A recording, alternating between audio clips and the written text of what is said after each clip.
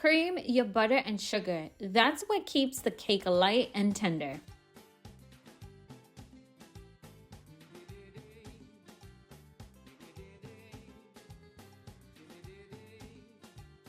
Add your eggs and essence for that signature Caribbean warmth.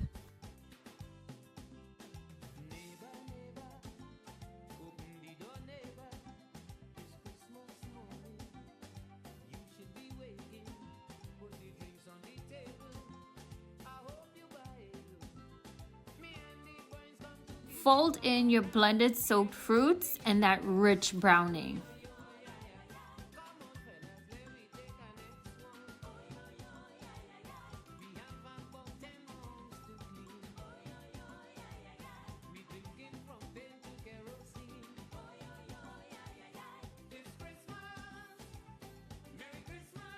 Bake low and slow for that perfect texture.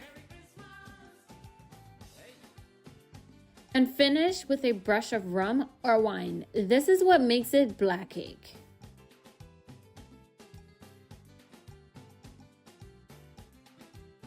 The full black cake recipe is now live on my website. Come on, let's go bake together.